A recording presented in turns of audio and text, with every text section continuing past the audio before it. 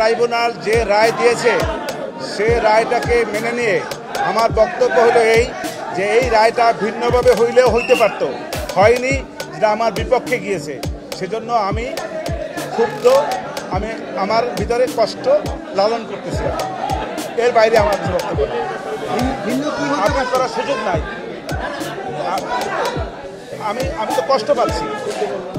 আপনার মুখে হাসি দেখা যাচ্ছে। কেন কষ্ট পাচ্ছেন?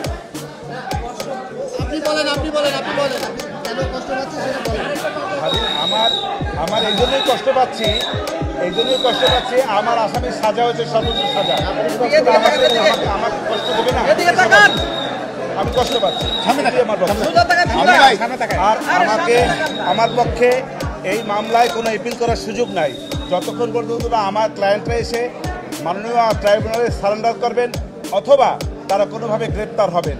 এর আগ পর্যন্ত কোনো অ্যাপিলেট ডিভিশনে যাওয়ার আর কোনো সুযোগ নেই। আপনারা তো দেখেছেন যে আমাকে রায়ের কপিও মাননীয় ট্রাইব্যুনাল দিবে না বলেছে। অতএব এই যে দিবে না সেটা আইনানুগ।